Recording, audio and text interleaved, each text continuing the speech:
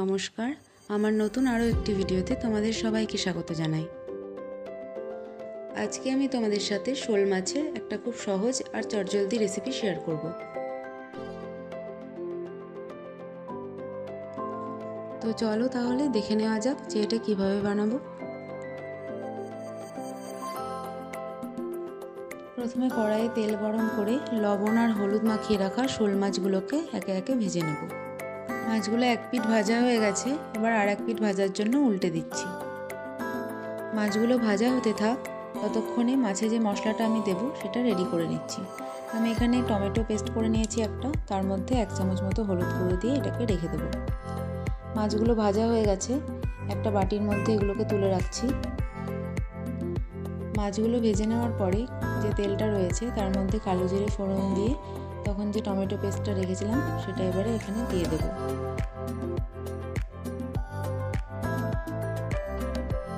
এরপরে পরিমাণ মতো লবণ আর সামান্য চিনি দিয়ে দেবো। এই রান্নায় যেহেতু আমি অনেকটা পরিমাণে টমেটো ব্যবহার করেছি, সেই কারণে আমি একটু চিনি দিয়ে দেবো এখানে, যাতে ব্যালেন্সটা ঠিকঠাক হয়, বেশি যেন টক না লাগে।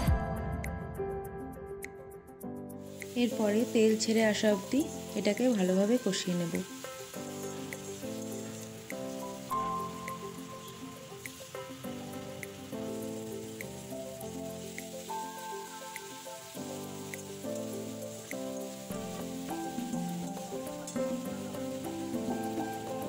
মশলাটা কষানো হয়ে গেলে এখানে আমি জল দিয়ে দিচ্ছি। এরপরে 1 চামচ লঙ্কা বাটা আর 1 চামচ সর্ষে পাউডার এর মধ্যে দিয়ে দেব।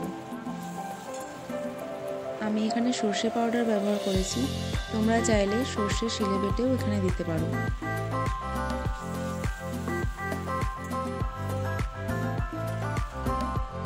ভালোভাবে কষিয়ে নেওয়ার পর মশলার কাঁচা গন্ধটা চলে গেছে, এবারে আমি মাছগুলো ঝোলের মধ্যে দিয়ে দিচ্ছি।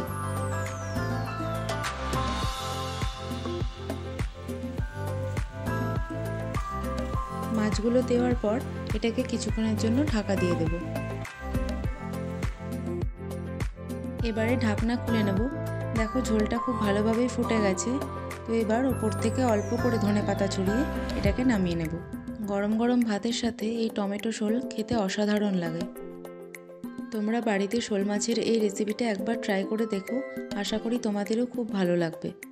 আমার আজকের এই রেসিপিটা তোমাদের কেমন লেগেছে সেটা আমাকে কমেন্টে অবশ্যই জানিও। আর যদি ভালো লেগে থাকে তাহলে একটা লাইক আর শেয়ার করে দিও। যদি তোমরা আরও নতুন নতুন রেসিপি দেখতে চাও তাহলে চ্যানেলটিকে সাবস্ক্রাইব করে দিও। সবাই ভালো থেকো, সুস্থ থেকো, দেখা হচ্ছে পরের কোনো ভিডিওতে।